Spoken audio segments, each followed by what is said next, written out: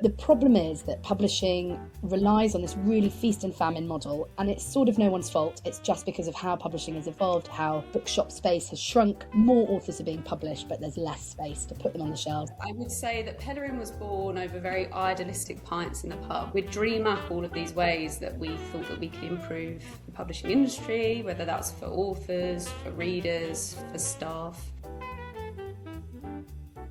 We recognise that the way to find readers is cumulative. You have to keep pushing until you can break an author out, and then you can really make big gains, both us and the authors. So it's about that idea of going on a journey and of being kind of true partners with our authors and accompanying them along the way. All of our marketing comes basically down to this central belief that a new book to a reader is just a book they've never read before. It has nothing to do with publication dates. When have you ever been in a bookshop, picked up a book and then been like, excuse me, when did this come out?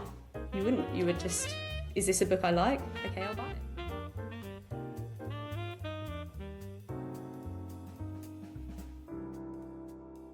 Welcome to the Great Women Podcast. Today we're joined by two of the most exciting voices in publishing, Laura Palmer and Jessie Sullivan, co-founders of Pellerin Books. Pellerin Books launched earlier this year and is a new independent publisher of commercial fiction, taking a fresh, long-term approach to building authors' careers across multiple books. With guaranteed marketing investment, global multi-format publishing, and a strategy rooted in how readers actually discover books today, they're rethinking what modern publishing can look like. Pellerin is challenging the status quo, championing established storytellers while building a model that is fairer, more effective and better aligned with both authors, readers and the industry itself. In today's conversation, we'll explore their journeys into publishing, the successes and lessons that shape them, and why they've taken the leap to build something entirely new. So a big welcome, Laura and Jessie. Thank you very much for joining us. As we always do, we'd like to sort of go back to the beginning. Can you tell us a bit about what led you into publishing in the first place?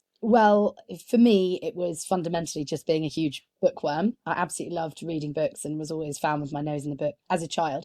But also I really liked writing stories, and for a long time I thought I wanted to be an author. But I kept kind of writing and actually publishing stories. I would sort of stick them together in a book and staple them up and give them to my poor siblings, who were then forced to read them and critique them. So I suppose in a way I was a publisher from quite a young age. But I didn't really know that publishing was actually a real job. Eventually, when I found out that it was a real job after university, I applied for lots and lots of work experience. Eventually, I got one at a company called Quercus, where I was basically the office dog's body. It was a very, very new company and run by this maverick of publishing who's a little bit mad, called Anthony Cheetham, who's ended up being very central to my career. And eventually at Quercus, I made myself kind of so annoying to all the editors. I would read all their manuscripts, then I would kind of tidy up after them and just buzz around them. Eventually, they just had no choice but to give me an editorial job. And then that was me. I was set off. I suppose for me, it was quite a different journey, where Laura knew from a very young age that she wanted to kind of go into books and publishing.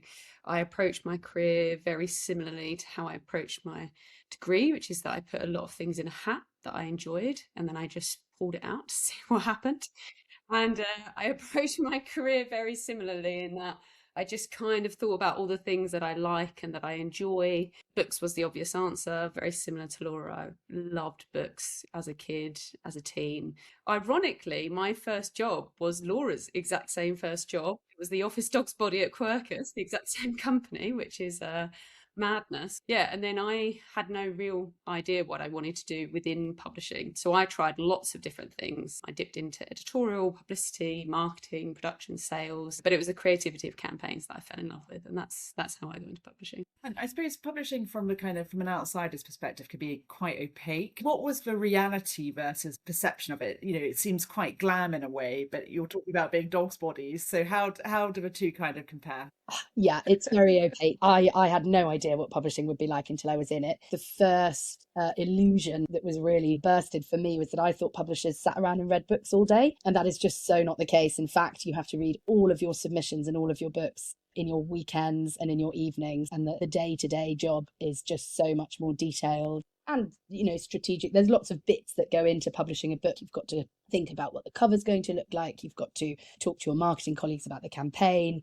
There's so much to do to publish a book successfully, and sadly the reading actually gets pushed into the margins. And the second thing I think, well, this was also a bit of a kind of rude awakening. I joined Quirkers fresh from university, and the first time they asked me to do a book report on a submission, I spent my whole weekend writing this absolutely beautiful kind of 1,500 word essay, literature essay, basically, on a thriller, on a really gripping thriller. And I talked a lot about how the author used pathetic fallacy in the weather and the clever themes that the author explored. And the person I was doing the report for was just like, what is this?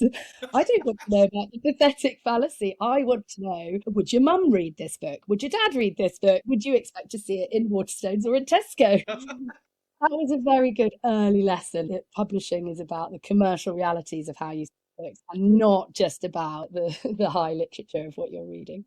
For me, the learning curve was finding out how many functions there are within publishing, because all I knew of publishing was what we see in lots of kind of 90s rom-com flicks, where I just assumed I'd be given a corner office with views across the city and I'd have a drinks trolley, and that's kind of what I knew of publishing.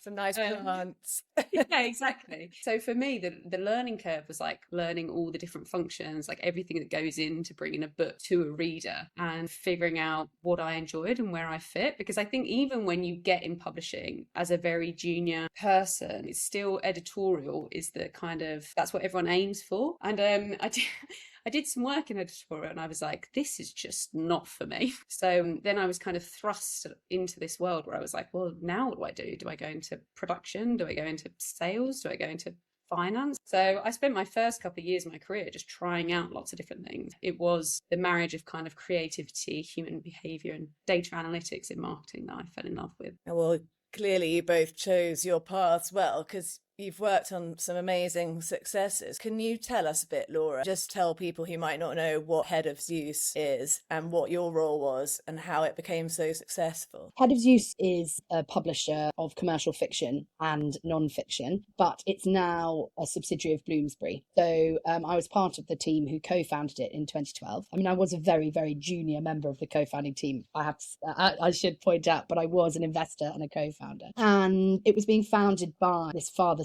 team, so Anthony Cheetham, who I mentioned before, and his son Nick. And something that we did at the very beginning of Head of Zeus, which was largely driven by Nick, was to be early adopters of ebook publishing and take advantage of this ebook boom, which had happened kind of in the years since Amazon released, kind of mass produced its Kindle and released it one Christmas. I think it was in 2007 it released a Kindle that everyone unwrapped under the tree, and ever since then ebooks really taken off. But the bigger publishers were quite slow to adapt to this kind of new reality where a lot of commercial fiction was now being sold online. And we really took advantage of that. That made a huge difference to the early success of the company, because we were selling extremely high quality fiction, but we were selling it at quite a keen price, which the bigger houses were not ready to do. We also had a lot of luck early on in the company as well, because Sainsbury's tried to enter the ebook market to be a competitor to Amazon, and they set up this ebook retailer. A lot of our books got put into this promotion where they sold them for 20p, so incredibly cheap price. And the idea was that they would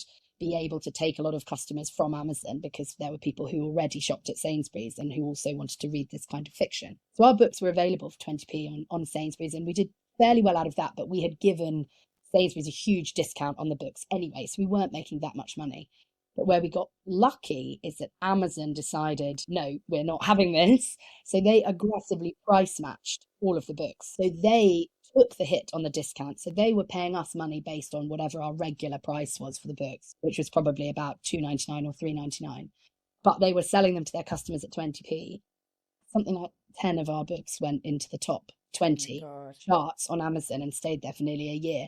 So we made a lot of money early on from this ebook boom, and we established a lot of authors' careers doing that. And that gave us this incredible foundation, which meant that we could then, as a company, bolt on other bits of the company, like more traditional print arm and non-fiction and children's list and things like that, because we had this great foundation of books and authors that just kept selling in E.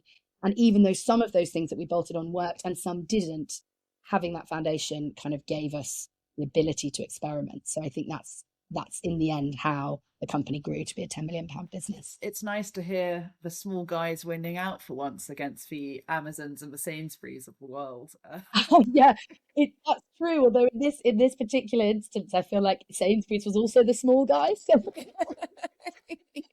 yeah, I mean, it was great for us, but I mean, it probably wasn't that good for the industry, because now we basically only have one ebook player and they hold all the cards. And Jessie, you said you loved all the data and marketing and things like that. Can you maybe talk a bit about kind of the conviction that you had in that approach and how that basically would enable you to kind of outperform traditional models and things like that? Yeah, absolutely. I mean, I came into publishing at a time, as Laura's talked about, when the kind of gatekeeper was changing.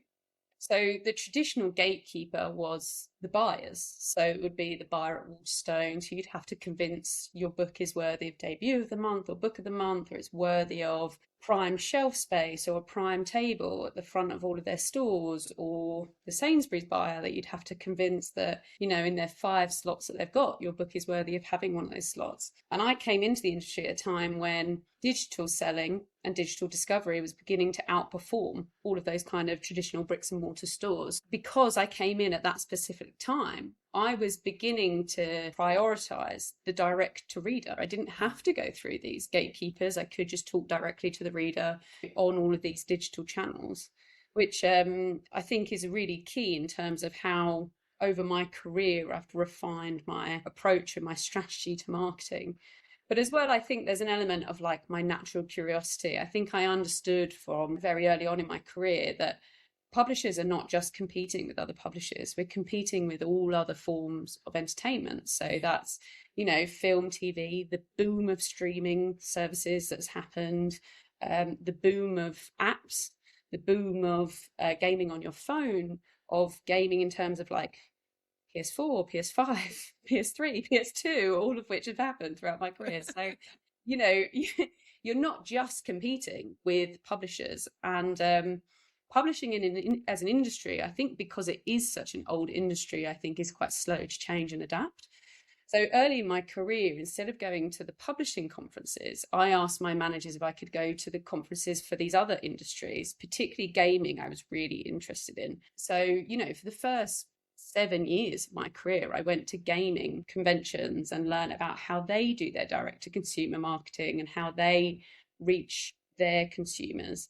And I kind of brought those ideas back into publishing, which none of it is like innovative or life-changing, but just publishing wasn't really doing it at the time. So I kind of got this reputation of being really as a very innovative marketer, which I felt very like shy about, because I was like, I'm not really doing anything innovative. I'm just kind of bringing theories of marketing from other industries into this one. But yeah, I think that just that direct to reader approach, prioritizing the reader above the traditional gatekeepers, I think is really what my marketing strategy is about. And it is crazy that that is so radical. Like, it is so radical to just say, hey, let's think about the reader.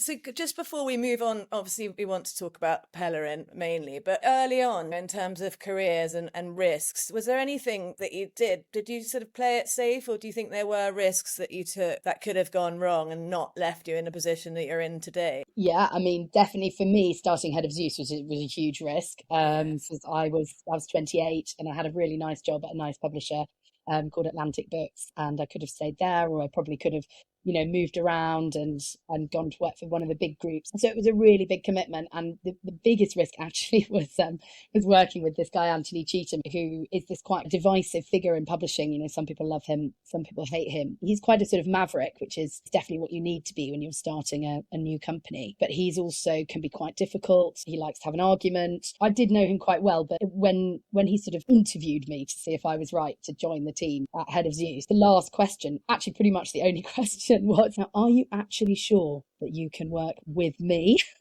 Because not everyone can. So I was like, oh my God, what am I getting into? So I kind of knew it would be a bit of a bumpy ride, and it was quite a bumpy ride at times. I mean, it paid off massively because I got so much experience quite early in my career. I learned loads about starting up a business, kind of what to do, and also a bit what not to do. And I made incredible friends and amazing colleagues. And also, importantly, I met Jessie there. So we wouldn't even be here today if I hadn't gone in and started Head of Zeus back in the day. Yeah, so Jessie, what were you doing there? How did you guys meet? So I was the head of marketing, and then Yes. Laura was the publishing director. So we worked together really, really closely at Head of Zeus, which is great because obviously it's led to us being here, which is great. Exactly. So when did you start talking about that you might start a company together? Was it a long time ago and then it just took a while to actually come to fruition? I'm just interested in that. It was one of those things, I think Pellerin was born from our frustrations, which is a very unromantic story, but it is the truth.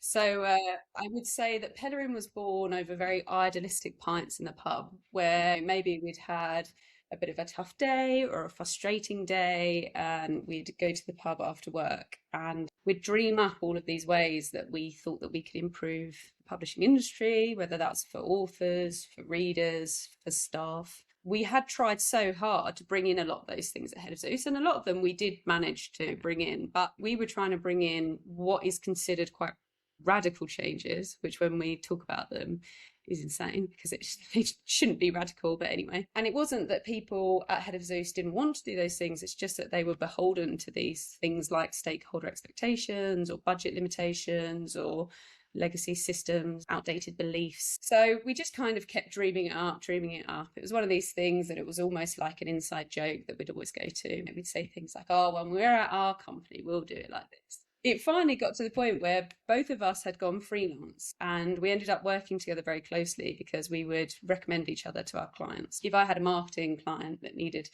any editorial help, then I would send them Laura's way, and Laura would do the same back to me. Because we were kind of given free rein with these clients, we basically started putting our strategies and our approach and belief into action. And we had such great success that it got to a point that we thought we've actually just got to do this now. This is, not only have we been dreaming this up, but now we actually have evidence that it works.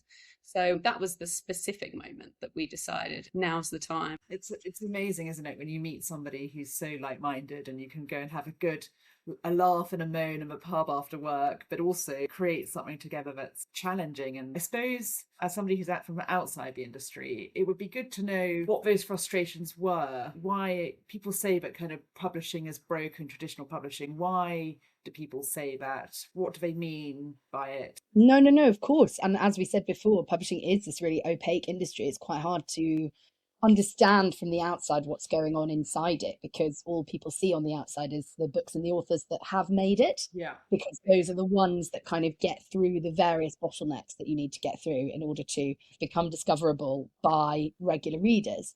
So I think what people mean when they say traditional publishing is broken is really that they mean the system currently doesn't work for very many authors. If you are in the top 10, 20% of authors who are being kind of hyped by their publisher and having money spent on them to get various promotions and things like that, you're golden, you're happy, you're doing well. But the problem is that publishing relies on this really feast and famine model, and it's sort of no one's fault. It's just because of how publishing has evolved, how bookshop space has shrunk. More authors are being published, but there's less space to put them on the shelves. There's less space in traditional media for reviews, all that kind of thing. So what publishers have to do is they basically have to acquire a lot of authors because they don't really know which ones are going to work, because all the authors they acquire are really good. And then they have to kind of judge after they've acquired them which ones look like they're starting to work. And then they back those and they push those, because really they can only afford to push a small amount. They'd spread themselves too thin if they were trying to make every single author work on their list. So you end up with this model where basically 20% of the authors get spend and get pushed and 80% of the authors get left behind. So essentially publishing is not working for those 80% of authors. And I'm talking about traditional publishing here, by which I mean kind of an all format publisher who publishes into both print and ebook, and they probably publish into different channels abroad as well as in the UK, and they rely on bookshops and traditional media. It's more of a sort of portfolio approach to publishing. which is different from what we're doing, which is Yeah. digital focused publishing, where even though we do have a print edition available, it's not the focus. The ebook is the edition that we really, really push, and the audiobook as well. So that's it, really. It means publishing is broken for maybe 80% of authors, and because those authors are just being acquired, but then they're being kind of sidelined or forgotten about, and that's just really sad. So let's talk about Pellerin properly now. What does Pellerin mean, and what is your philosophy based on that meaning? Well, it literally means adventurer, traveller, wanderer, or pilgrim. That's what Pellerin means. It's an old literary poetic word. And our idea is that we are going on a journey with our authors. So we are not going to acquire authors and then kind of give them a little bit of a push at launch and then like leave them on the sidelines and just wait around for the next big thing. If we acquire an author, we're with them for the whole journey. We will invest in them over time, over multiple books. Even if the first book doesn't work as well as we want it to, we will still push the second book, because we recognize that actually the way to find readers is cumulative. You can't just find them in one short 3-month burst.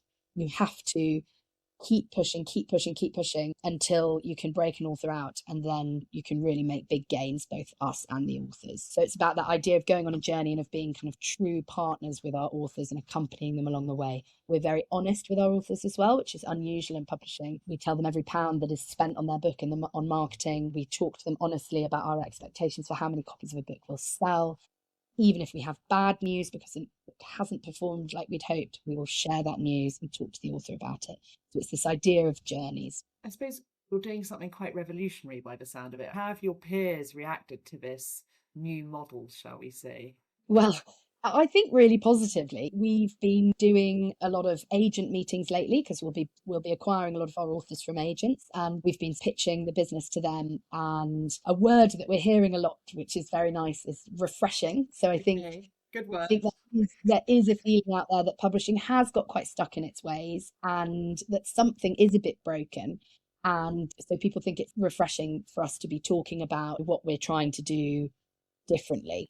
Agents particularly love talking to us because every agent has an author on their books that they love, but that for whatever reason has got a bit stuck in their career and they can't kind of unstick them, because traditionally publishers are not very receptive to authors that have already been round the block, because it can be very difficult in print world to relaunch an author once their sales have started declining, because the booksellers can look up what the sales history is, and if it's declining, they just won't order very many copies for their store. So agents are often tearing their hair out, I've got this brilliant author, but no one will take a chance on them. So agents are delighted because our whole model is built around not acquiring debuts and instead acquiring these authors that are experienced and that we think that we've got the model that will make them work and bring them success. Have their books been published before, or some of them? So our model is that we only publish authors that have had at least one book published before. Yeah. It doesn't have to be in the genre that they're going to write in with us,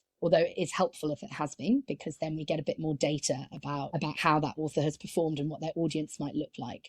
And if they have written books before that have been published by another publisher, in some cases, we can get those books as well, even if they've already been published, because in some cases, either the author or their agent is able to revert the rights from the previous publisher, and we can then republish those books.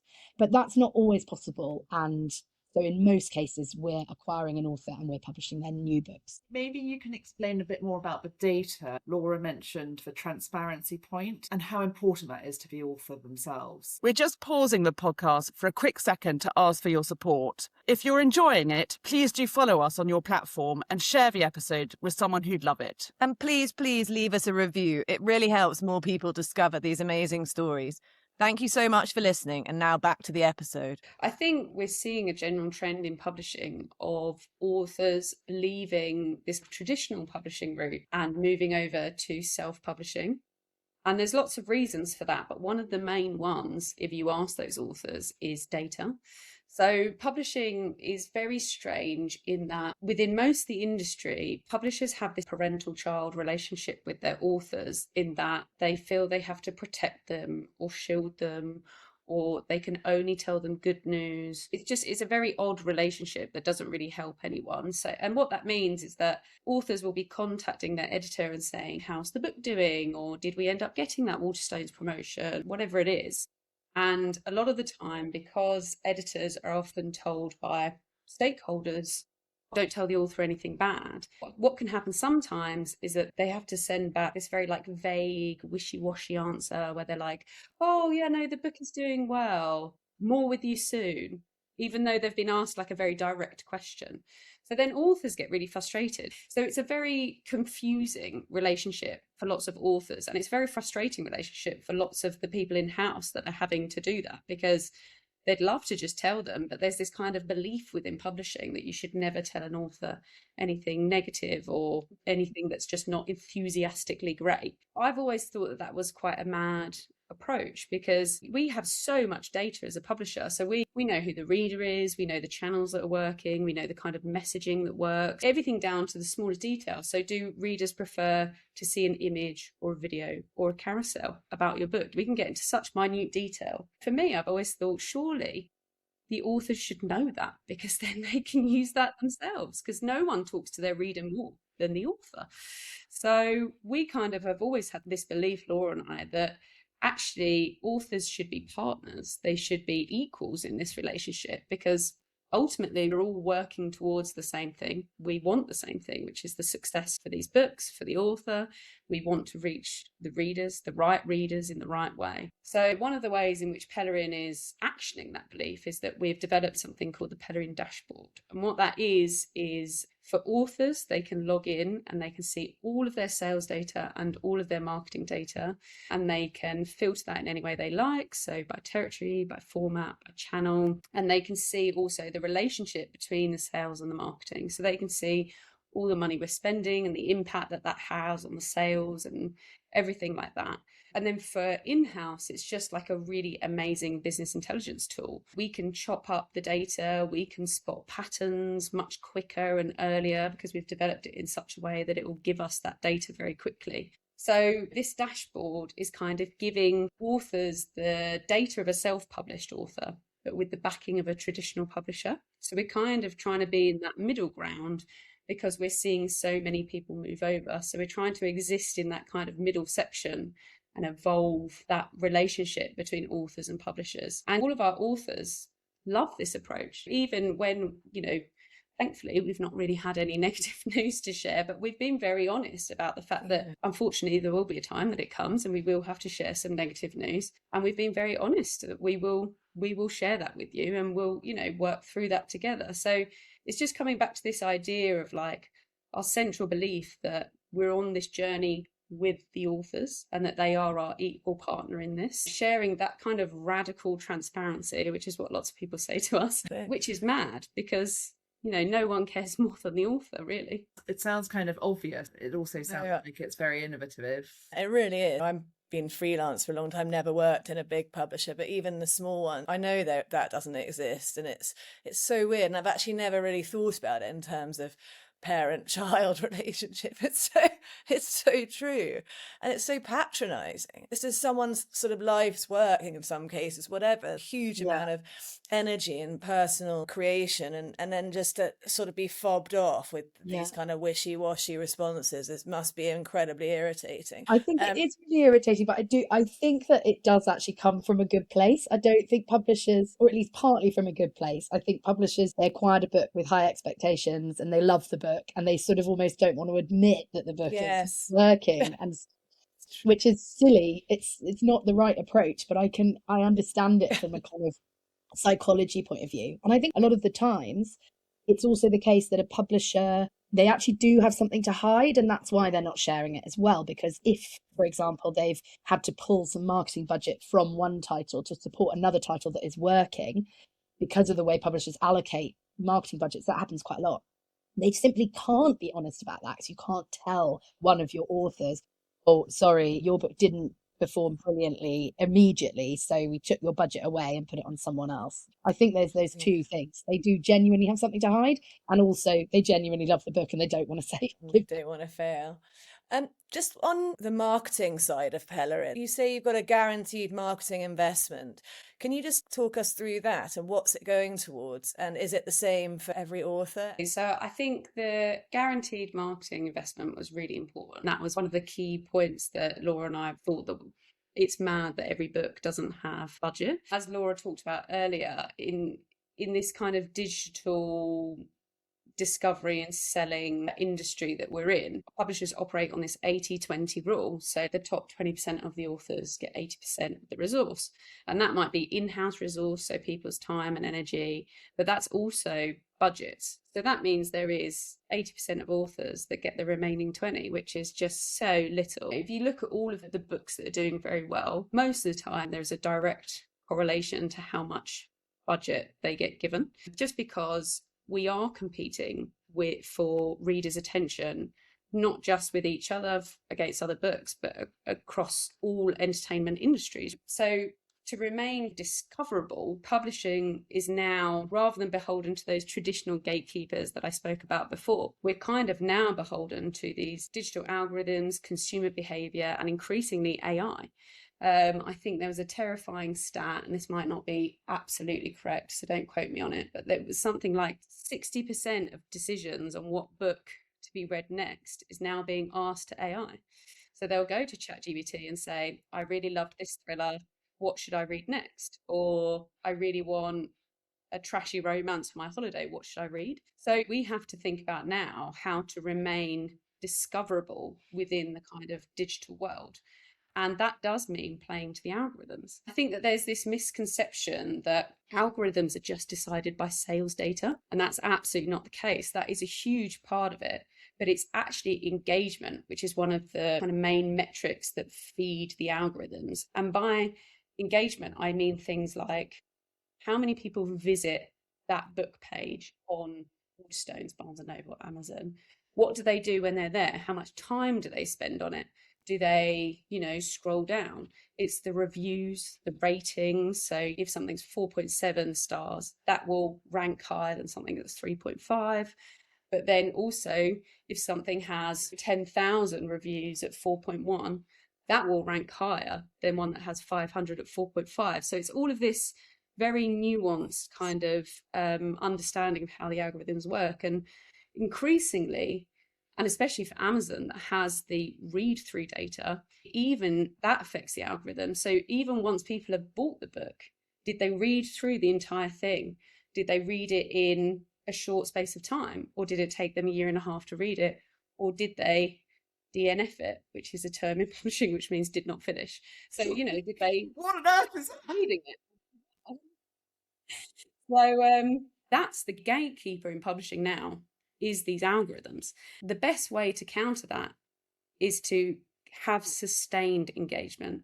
And the best way to do that is to have sustained marketing activity. So it's moving away from this kind of frenzied activity in this 3-month window around publication, which again, that is kind of a legacy strategy that came. So the deal was, we'll take your book, we'll put it on the shelf for 3 months. If it doesn't work, we'll send it back to you. All in-house teams, all campaigns are built around this 3-month window, even though that's no longer the case. Our marketing is it's that idea that because every book gets a guaranteed marketing investment, we are giving every book a fair chance to reach its readers.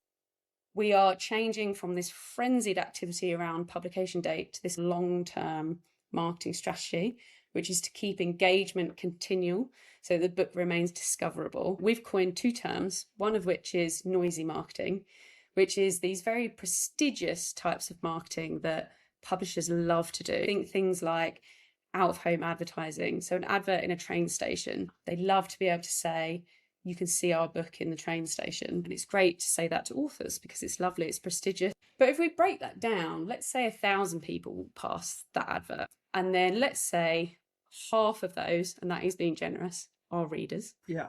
Then we'll say half again read that type of book, say it's a romance book. Half of them look up and notice it. Half again would remember the name. Half again would then go on to buy the book or remember it the next time they're in a bookshop. So from 1,000 people, you're getting down to tens of people that it would actually convert to. in terms of actually converting to sales, it doesn't really do that much. So we concentrate on the other term we've coined, which is impact marketing, which is we focus very much on finding out who the reader is. So we do a lot more than most publishers in terms of research, who the reader is, what's their behavior, what channels are they on. Do they mainly discover books through recommendations from other people, or are they the kind of person who would browse like on Waterstones or Amazon? Or is it that they just find an author they love and then they read everything from that author? So, we do lots to find out exactly who the reader is. And then we use digital channels to basically target that exact reader. And we even do the research into when is best to reach them. We'll be like, oh, we want to reach Susan at 7 p.m. at night because she's doing dinner and she's waiting for a jacket potato to cook and she's scrolling through her phone. Yeah. So we're reaching exactly the right reader at the right time with the right message. The type of marketing we're doing is different. It does take some courage because we are turning away from quite a lot of what the industry is doing and known for. We need to stick to our guns with that because we have seen the success that it can bring. But it's definitely a change. Are you building up a whole following for kind of reader reviewers? Is that part of Yeah, it? exactly. We wanted to create a community of readers that we can directly talk to. So we're building something called the Pellerin Books Reviewer Community. Quite a lot of publishers are doing that. And I think the difference for us is our Pellerin Books Reviewer Community, we're not saying you have to be a creator. So we're not saying you need to be a bookstagrammer or a booktoker or whatever you want, a YouTuber with X amount of following. We know that for a lot of our books, there is so much strength in just reaching the everyday reviewer. So we're saying that anyone can join as long as you're happy to give us an honest and thoughtful review. I really thought it was going to take quite a long time to build up. But I think within 3 weeks of launching that, we had over 1,000 people. Now we're at over 2,000 people. So people want to connect directly with a publisher. I think that the consumer understanding of where books come from is evolving. And I think they want to know who the publisher is. They want to be on that journey with you. And all of our marketing comes basically down to this central belief that a new book to a reader is just a book they've never read before. It has nothing to do with publication dates. So this idea that we have frenzied activity around a pub date is just madness, because when have you ever been in a bookshop, picked up a book and then been like, excuse me, when did this come out? You wouldn't. You would just, is this a book I like? Okay, I'll buy it. So, it's changing that belief. Because obviously you only take on previously published authors. If you're somebody who has written a book, or you've got a brilliant idea to write a book, what's a top tip you would give to them to get published? What should they do? There is a top tip that I give to everyone, and it sort of sounds quite simple, but it is quite a mindset shift, is that you have to think like a publisher. So it's almost going back to that very first book report I wrote at Quercus, where I wrote about how wonderful the book was, and I didn't think, okay, who's actually going to buy it? If you are a writer and you aspire to be published, you've got to start thinking about where your book sits in the market. You've got to start thinking about whether you envisage it being a commercial success or a critical hit. And what is the difference between the two? What kind of publisher would you approach depending on what you want that to look like? I think also it's absolutely crucial as an aspiring writer that you read a lot. You have to know what other authors are doing, what other successful authors are doing. It's not stealing. It won't accidentally make you write like them. You just have to know your market. Yeah. And that will put you in really, really good stead if you're approaching either an agent or a publisher.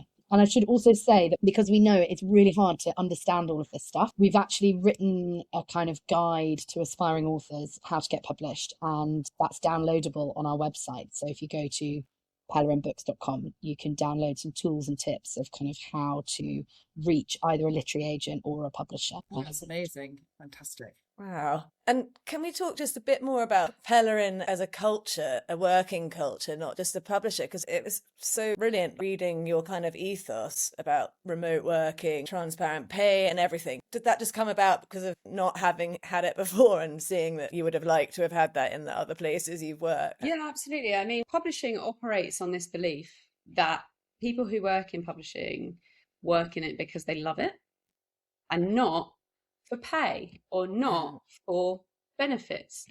And actually, that's madness, because 99% of people who work partly because they need pay or mortgage, whatever it is. Publishing as an industry loses really, really talented people all the time because it is a really inflexible industry. And I think, again, that comes down to the fact that it is such an old industry. It's very, very set in its ways. So, you know, I've seen people leave who are extraordinary talent because they asked for flexible working so they can pick up their kids, or they asked for 6 weeks off so they could do their dream kind of travel adventure, whatever it was. And it's so frustrating, I think, because Laura and I managed teams and have managed teams for a long time. It's very frustrating because we would often be fighting to get those kind of benefits and requests approved. But, you know, if you're not in control, you can only ask, and then if it's no, it's no. So improving the culture for our in-house team was really important to us. So we're doing things like remote first, transparent pay, review annually against real-time salaries. Now those things aren't new, but they aren't that well adopted within publishing. One of the things we are doing, which is very new within the industry, is that we have this really generous holiday allowance. So it's 35 days, as well as bank holidays, as well as that the office is closed between Christmas and New Year. So it's a huge amount of time off. But part of those 35 days is that 20 of the days, so 4 weeks, has to be taken on in a block. So you get a month off every year. And that is really to try and counter burnout, which is humongous in this industry. There's lots of reports about how, you know, workloads, they kind of just bloat and bloat and bloat, and then people are working weekends, evenings, everything. For us, we wanted to enable people to have like a real period where they could just turn off and relax. It goes further than that. So like for parents, they could take that over the summer holidays. So they can spend time with their kids. They don't have to worry about childcare. For our child-free staff, they could go on a dream holiday. One of our staff is thinking of going to Bali and doing a yoga course. They can do these things because we do have a life outside of work. And actually, the more enriched and satisfied you are outside work, we truly believe that that does bleed into what you do when you're at work. The happier you are, the better you will work and be satisfied. Laura and I are in a very privileged position that we can make these changes and try and make the working culture much better for our in-house teams. And it's really important to us to do that. How do you think the role of women has evolved in publishing, like since the beginning of your careers? I actually think it's got a lot better. When I started my career, it was almost all men at the top, and it was harder as a woman to get taken seriously and to kind of have your voice heard. Although that may have been because I was also, for a lot of my career, I was the youngest woman in the room as well, which probably made a difference. Even with some of the best bosses and colleagues, it would still often be me who was expected to like make the tea, bring the coffee, even though I was publishing director and I was on the board, there would still just be that expectation. I do think that's changed a lot, actually. And I remember about 7 years ago, there was this horrible moment in publishing where Gail Rebuck, who was the boss of Random House, she got put out to par, resigned, retired, kicked out. It was a combination kind of thing. And suddenly the big 5 publishers were all run by men. And it just felt so regressive and backwards. It felt like we'd actually gone backwards since the 80s, where there were quite a lot of women at the top.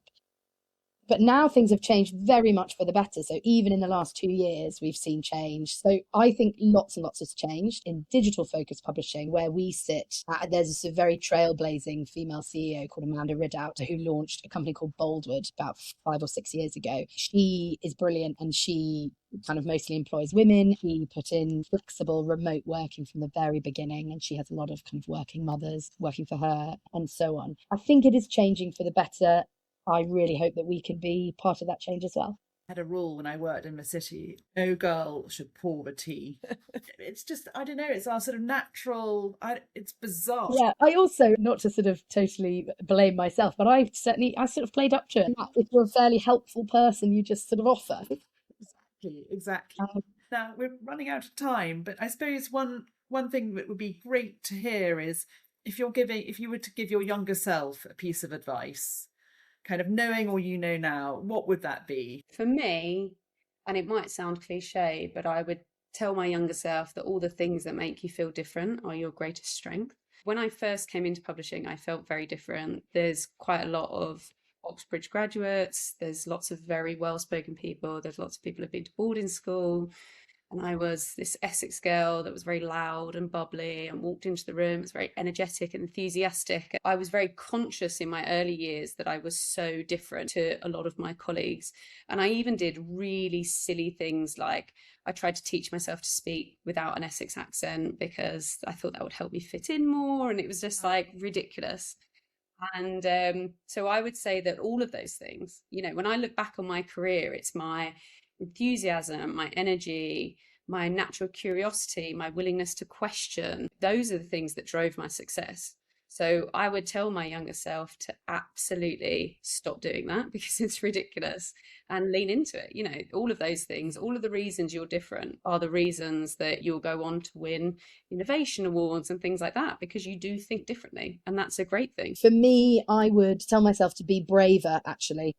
Even though I took a big risk starting Head of Use, I then stayed there for a really long time. And I did love it there and I loved my colleagues and I got a lot out of it. But I should have made the leap to starting my own thing sooner. Should have done it 5 years ago. So that's what I would tell my younger self. Be braver, start off on your own earlier. Don't know if you'd have a chance to think about this one. If you were to have a cocktail with a great woman, who would it be and what would you drink? For me, it would be an author who we sadly lost recently, which is Jilly Cooper. She was one of the authors that made me absolutely obsessed with storytelling and keen to be a publisher. And I really think that in the future, in centuries to come, people will read her in the same way that now we read Austen and Dickens. We'll read her to look at what society was like back then, but obviously in this glamorized, kind of fun, irreverent way that she was so good at. I also think she'd be a lot of fun to have a cocktail with because she's got a lot of stories about the golden age of publishing where she was kind of in the thick of it. So I'd love to find out her stories. As for the cocktail, for me, it would be a spicy margarita. For Gilly, it'd probably be Dom Perignon. Just reminded me that I think season 2 of Rivals is out. Is it out? Oh, can't wait. Can't wait. Bloody love it. Right, what about you, Jessie? Well, I don't know if this is allowed, but I'm going to pick someone fictional. No, but great. Actually, it's not from a book. My idol is Leslie Knope from Parks and Rec. I don't know if either of you have watched it, but she is this character where she's the leader of the Parks and Rec department. And to me, she is the perfect role model of a great leader. She's really unapologetically enthusiastic and she undoubtedly believes in her mission, her team, and she believes in her team when they don't see it themselves. She understands how to get the best out of people. And, you know, her team follow her because she is so great. And I think the world would be a better place if we were all a little bit more Leslie Knope. In terms of the cocktail, my favourite is a dirty martini. The filthier, the better.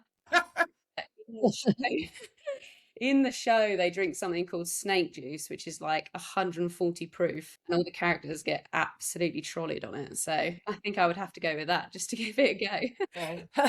Well, thank you both very much, Laura and Jessie. It's been really interesting and I'm annoyed that we don't have a bit longer. But anyway, thank you very much and hope to meet you in person. That would be great. Thank you for having us.